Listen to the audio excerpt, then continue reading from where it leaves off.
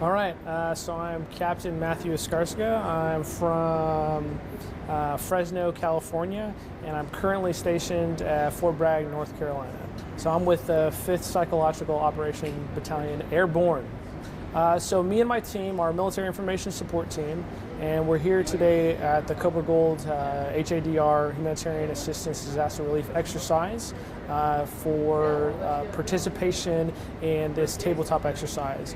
We're talking about a multitude of areas from our civil agencies, from UN, the UN and other civil national agencies and militaries, and particularly me and my team are here instructing on or presenting on crisis communication.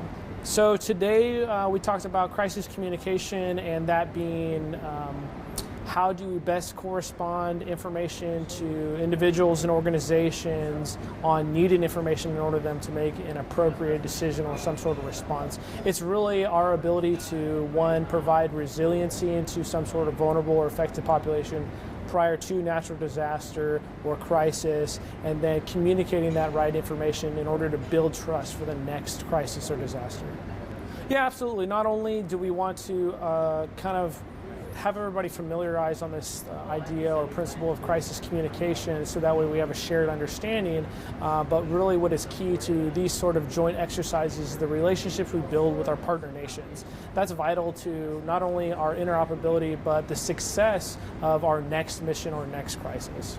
So any and all disaster is what we prepare for. We can be called upon for something simple, relatively simple, as the Thailand cave rescue, which we supported in a very small way last year, to something as complex as the 2013 typhoon or hurricanes all across this area.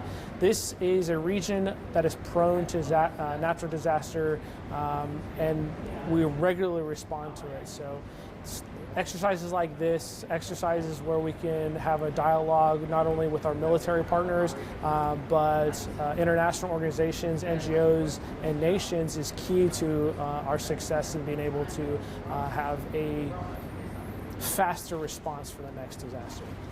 Ideal, right? In a perfect world, the ideal way is the way that saves the most lives. Unfortunately, there is no ideal way, and that's kind of why we have these exercises.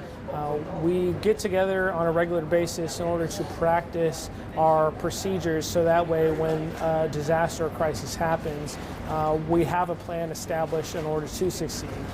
Most often those plans, as any military member would tell you, most often a plan doesn't happen perfectly, but if you don't plan, you're going to plan to fail. So that is really the ultimate goal of these exercises, to establish what would we do in any particular instance. So I've had only a couple experiences in a deployed environment, this being one of them.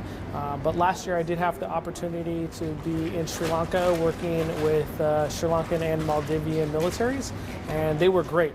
Opportunities like this is what most of us hope to get to do, in building that relationship early on. Because what we find is, in most of the militaries, we're very similar. We speak the same language, we think usually the same way, and so any opportunity that we get together, it's like a long-lost brother that we haven't got to see in a while, and it's usually a really positive experience. So my favorite part of this exercise so far is the opportunity to get to work with so many different nations.